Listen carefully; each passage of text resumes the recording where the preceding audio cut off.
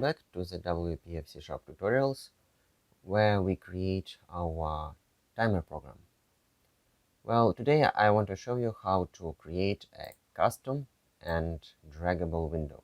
So you see, this window has a default border and header, while this one has a custom one. And as you see, we can drag it, and we can also close it, and additionally it has its own footer. And here goes the content. So let's learn how to do that. As always, we start by upgrading the program's version 106. Okay, can save it. All right. Now, in order to do this, you need a new window. In this case, I will use our previously created window about. Well, first of all, I'm going to remove the fixed height because we will have it to auto expand, but you wouldn't want to keep it like unassigned at all, because honestly it gets some default height which isn't behaving in a smart way. Well, anyway, well, I will add a couple of properties here. So well, first of all, in order to remove the default frame here, you need to say set the window style to none, and there it is gone. Okay, what next? Oh, we shouldn't be able to resize it. It's only because I want to make it similar to a tool window. Then I will change the default font family to Calibri, and also I guess I will change the body brush to I need something gray, so hash AAA. Okay. Next, border thickness will be set to 1 to have some frame here, and I will also change the default font size to 16, and also we will need a loaded event here. Let's press F12 and get back here. Also, I will use layout rounding and set it to true to remove any blur effect that might occur. And finally, in order to fix this height problem, well, I want it to auto expand, so I set size to content and select height here. So we have still fixed width, but auto expanding height. Then here will go your actual window. Like, treat this grid as your window. So as I said, we will have 3 rows, one for the header, one for the footer, and one for the content between them. So the first one will have its height set to auto, and the last one will have its height, well, say 50. Okay. Well, in the first row, where our header will be, I will put a border. It will be in grid row 0. It will have padding of 10, and most important, we need to, well, first let's set its background to be transparent, and most important, we will need to access its mouse down event, and I will call it drag with header. Okay, press F12 here. So in order to be able to drag it, you need to first check whether the changed button is the mouse button left. Well,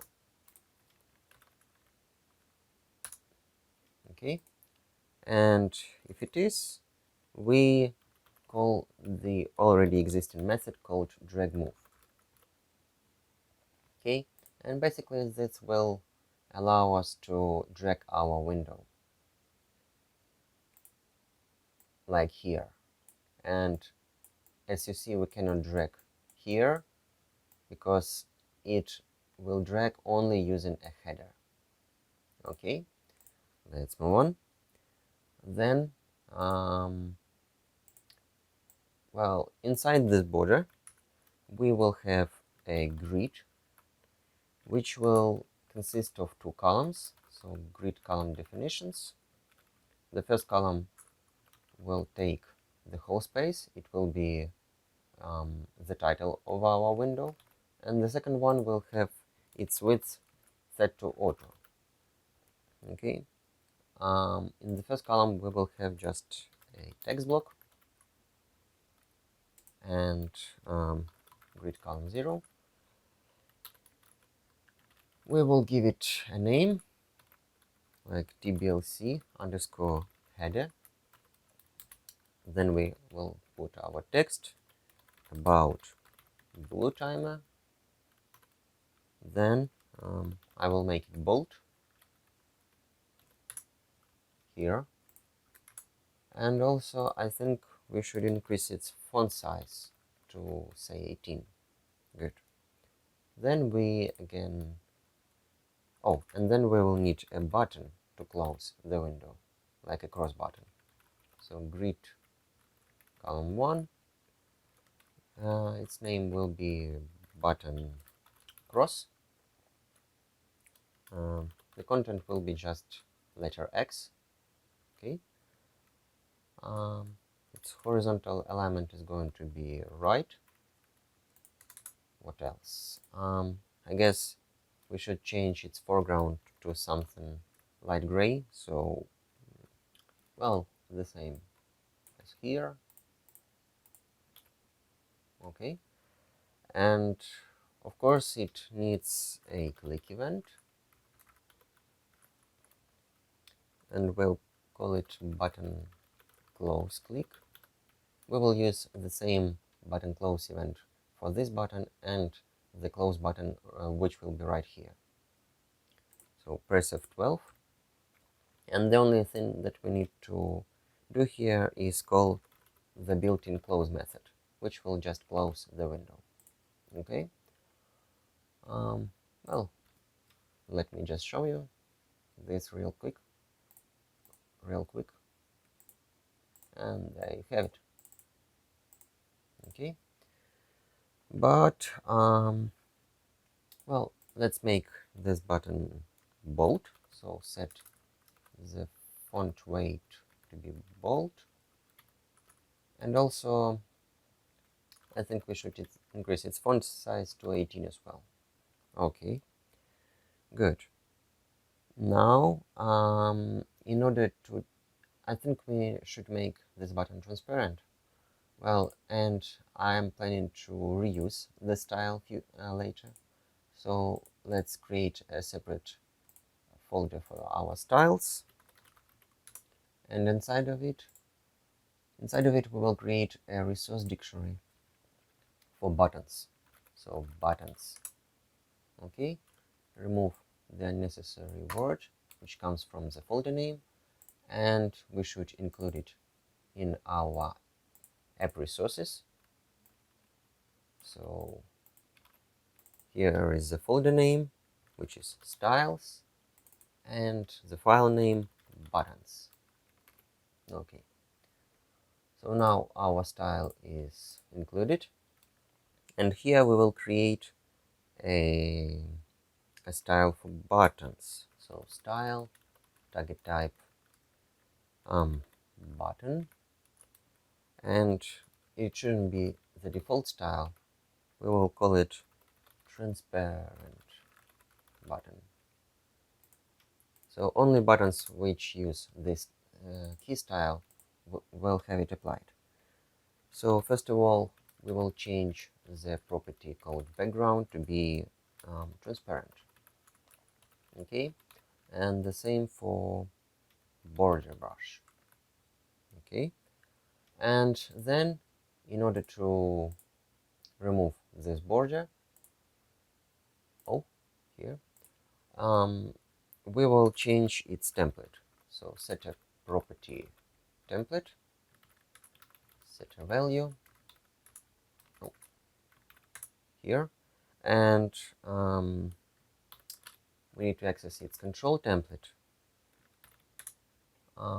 The target type should be button, or even curly brace x colon type button, like this. Okay. What's wrong?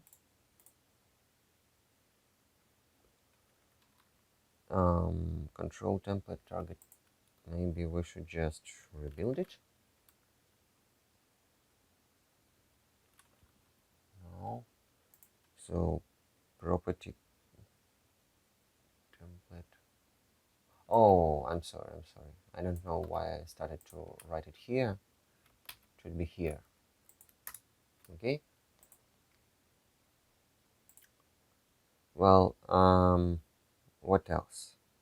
Oh, and here we construct our control. So it will consist of just a border with its background set from a higher level. So background will be template binding to the background. So it means that the color of this border will be the color that we set in a higher level window. So inside of this border we will have our content presenter, and it will, well, it should be aligned on center, both horizontally and vertically. Okay, and in addition, let's set some triggers. Like for when we hover over buttons, we should highlight them. So style triggers, here we will put our trigger, and this trigger will be working when with our isMouse over property. So when it is true, and when it is true, we change the property cursor and set it to hand. Also, we change the opacity to say 0.7, and let's also change the foreground property to, well, hash 0787FF. It should be blue. Okay, and we should have another trigger for when the button is disabled, because otherwise when it is disabled it will have a gray border. So is enabled. So when it is enabled equals false, we change the opacity to 0.1 and set the background to be, well, transparent. Okay, well, that's it. Now we need just to access the style. So at the end I will just type, well, style equals, and in curly braces I type static resource and the name of our resource, transparent button, and you see it here. Okay, and so this was our header. Now let's get to our footer. So it will be in grid row 2, and inside, oh, and also let's give it a margin of 5. So it will consist of, well, I plan to have 2 buttons there, so I will put 2 column definitions, which will be equal. So here I just put buttons. So button in grid column 0, its name is going to be button visit, and the content will be just visit us. It will also have a margin of 5, and of course it needs a click event like button visit click. So this was our first button, and the second button will be in grid column 1. We'll name it button close, the content will be close, and the click event is going to be button close, which we used the same for the cross button. Well, let's generate this event. Okay. Now let's make this button blue. Again, I plan to reuse this style, so I will create another style.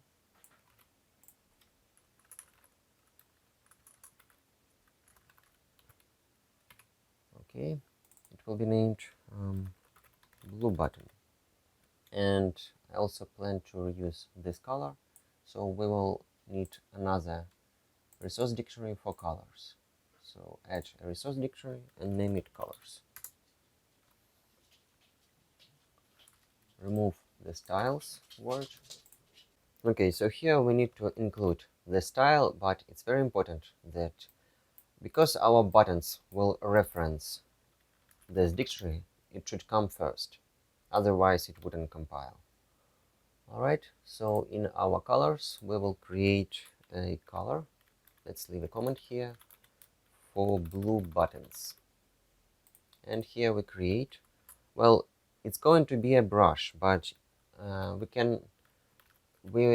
also want to reuse the color itself. So first I will create a color and give it a key of background light blue, and its value is going to be hash 0787FF. Okay, and here below I will create a solid color brush. Its key is going to be similar to this one, just with a brush word. And here I will bind the color to be a static resource background light blue. Okay, so we will actually use this brush, and this brush itself references this color. So now in our buttons style, well, we can now access this color, so static resource and background light blue brush. So here first I will set the property called background, and its value is going to be static resource background light blue brush. Good. And now I will change the foreground to be white. I think white looks kinda cool on blue background. And now we also need to change the template, so let's just copy it. Okay, and here I think everything should remain the same, and we will also need triggers. I think we should change them a bit. So when the mouse is over, we will change the opacity to 0.8, and what else? And we shouldn't change the foreground. And when it is enabled, when it is not enabled, we change the opacity to 0.7 and change the background to be hash AAA, like this. So, okay.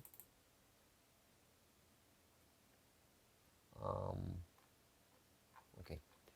Well, let's get back to our window. So here we now can use this style. So you type style, static resource, and blue button. Okay, well, we can check it out.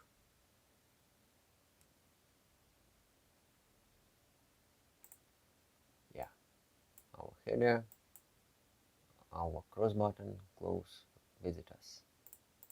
Okay. All right. Now, well, we can now add our content. So your content will be in this row. So I will create a border here, and it will be in grid row 1. Well, it's quite important to give it border thickness on top and bottom, and its border brush is going to be again Ash and Ace, and inside of this border we will have a grid with a margin of 10,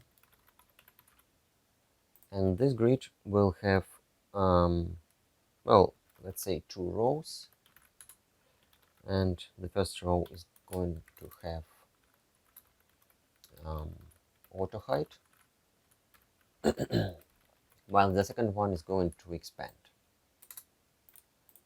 And here I will put another grid,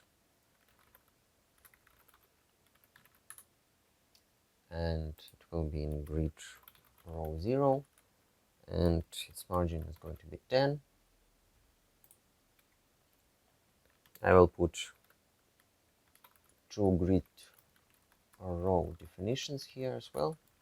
They should be of equal height, both should expand, and I will put an image of the company here.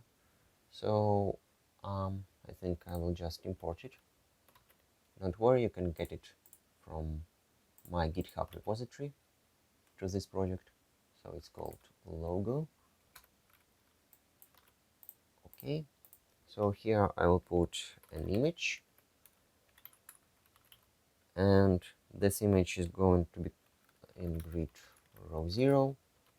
Its name will be name is going to be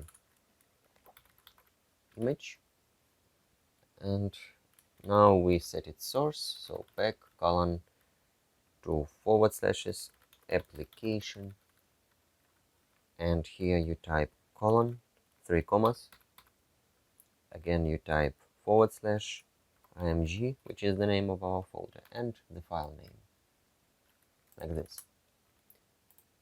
Then we also will change the cursor to hand when the mouse is over this image, and it's important to have a mouse down event,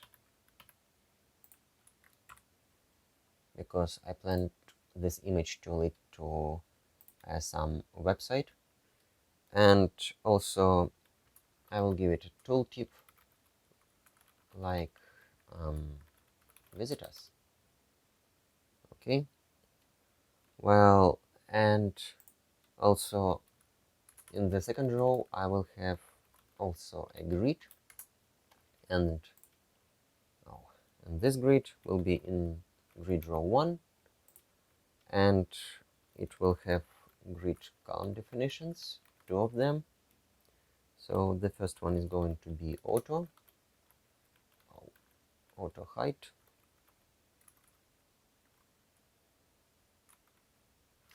I'm sorry, auto width. Yeah. So here will be our image, and right next to it will be the text with the version, I guess. So well, here we again put an image.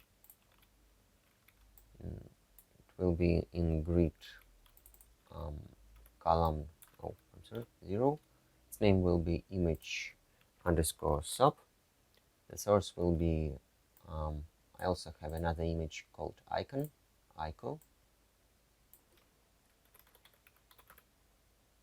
and it shouldn't be clickable, so we don't need the cursor to be hand anymore, and it doesn't need a mouse down event. The tooltip we'll set it from code because I want to get the assembly name, IDEST blue timer. So tooltip set in code, or you even can leave it empty, it doesn't matter. So render options, bitmap scaling mode. Well, you see it's blurry, and if we set it to nearest neighbor, it becomes sharp again. So next, this was our, oh, and in the second column I will put a text block for the program's version. So it will be in grid column, oh, grid column 1. Its name is going to be tblc underscore subheader. The text is going to be, well, version set in text, because again I want to take it from the assembly and not to rewrite it every time. The margin will be 10 and vertical alignment will be set to center. Okay, so after these two grids we will have a text block with the copyright or some other description. So grid row 1, and here I type, well, let's give it a name, tblc underscore description or desk, and the text is going to be, let's take the copyright character from here,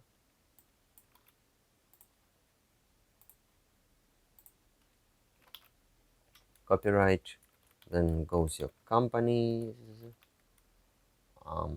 name and the year. And also I think we should give it some margin as well. 10 should be enough. And if in case we have some big text, we should wrap the text as well. Okay, so now let's press F7. So first of all, well, let's organize our code. So I will have a region here. It will be called variables and onload. Inside I will have another region called variables, and here I will type the owner, so main window owner, and also I will create a variable for the website, so string m website. M stands for private member. By the way, you should specify it. So I will just put a link to my channel, https://www.youtube.com/c/ and here goes my name. Okay, next, well, that's it for variables, and I guess here we should create another region for onload. So here we will put our constructor and the loaded event as well. Place them here, and after we initialize our constructor, I will get the assembly name, so string assembly name. What I need is the assembly class in system.reflections, and I'll need to get execute in assembly. Then I will get the name and name here, and now I will set it to the tooltip, so image sub tooltip, it's going to be assembly name. Okay, also we need to get the version, so version period using system, so version called version. We get it again from here, but instead of name we get the version. So how do you use it? It's very simple. tblc subheader text, it's going to be in string format, so version, and here I will access the first three values, like 0, 1, 2. Okay, and here I specify them, so version major, then version minor, then version build.